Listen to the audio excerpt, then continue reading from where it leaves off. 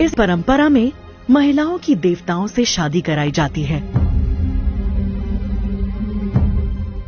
फिर पुरोहित और ऊंची जाति के लोग उनसे संबंध बनाते हैं। इनके बच्चों के पिता का नाम नहीं होता। मजबूरन ये वेश्यावृत्ति और भीख मांगकर जिंदगी जीती हैं। देखिए दैनिक भास्कर की खास सीरीज पंथ में।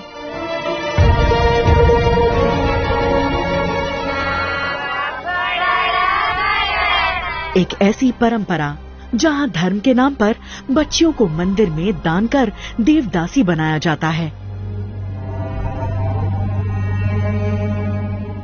देवदासी प्रथा भले ही गैर कानूनी है, लेकिन दक्षिण भारत के कई राज्यों में आज भी ये प्रथा जारी है। हम बेंगलुरु से 400 किलोमीटर दूर उत्तरी कर्नाटक के जिला कोपल के उक्करकेरी गांव पहुंचे, जिसे देवदासियों का गांव भी कहा जाता है। देवदासी प्रथा यानी कि दर्द और पीड़ा की जीती जागती कहानियां, उस श्रापित समुदाय की जिंदा लाशें जिन्हें सरकार भुला चुकी है। मणिमाला यानी मंगलसूत्र, हाथ में हरे रंग की चूड़ियां, चांदी के पतले कड़े और पडलिगी यानी बांस की टोकरी इनकी पहचान है। देवदासियों का जिक्र पुराणों में मिलता है। चोल वंश और गुप्त काल में भी देवदासी की प्रथा थी। 6ठी शताब्दी में शुरू हुई इस प्रथा ने 9वीं 10वीं शताब्दी तक भारत में अपनी जड़ जमा ली थी। योनसांग अल-बरूनी, अरब यात्री अबू जैद अल हसन जैसे विदेश यात्रियों ने अपने लेखों में देवदासियों का जिक्र किया है।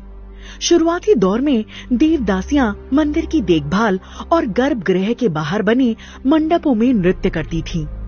आगे चलकर ये प्रथा वेश्यावृत्ति में बदल गई।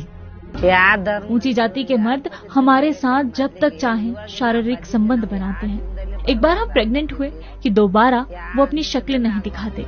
हमारी किस्मत खराब है कि हम इसे शोषण भी नहीं कह सकते हैं। देवदासी महिलाएं शूद्र होती हैं।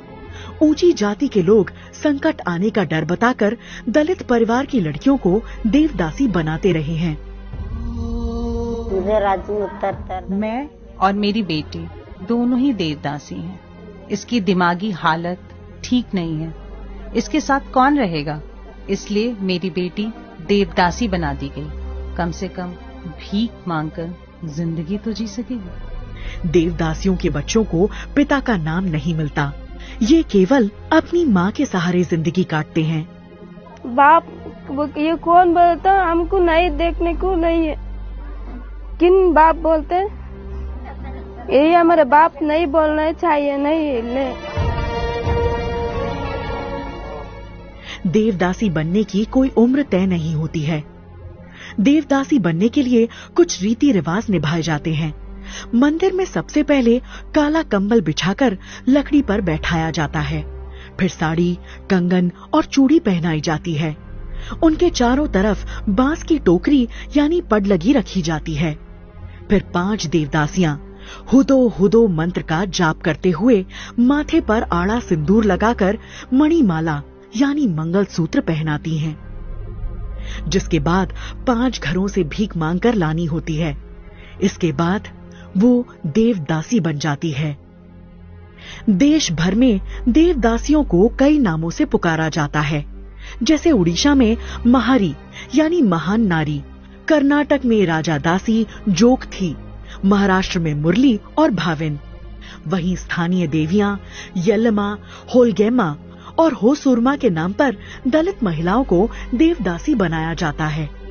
यह तीनों देवियां बहन हैं, जिनके मंदिरों में आज भी देवदासियां मौजूद हैं। तो इनका कहना है बसम्मा का कि ये अभी 3 साल पहले देवदासी बनी है। तो बसम्मा की जो बात है वो सरकार के दावों की पूरी तरह से पोल खोल रही है। कर्नाटक सरकार ने 1982 में इस प्रथा पर रोक लगा दी थी, लेकिन आज भी कर्नाटक में लगभग 70,000 से ज्यादा देवदासियां मौजूद हैं। और सरकार से इनको खाली 1500 रुपया पेंशन मिलती है। आजकल 1500 रुपया में इनके गुजारा चलना बहुत मुश्किल है।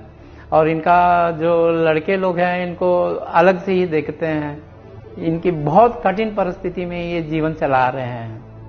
पूर्णिमा की रात देवदासियां देवियों को खुश करने के लिए सालों से मंदिर में पूजा पाठ की रस्में निभाती आ रही हैं। गोद में बच्चे लिए लोगों की खुशियों की दुआएं देती ये देवदासियां खुद के जीवन में खुशियों से दूर हैं।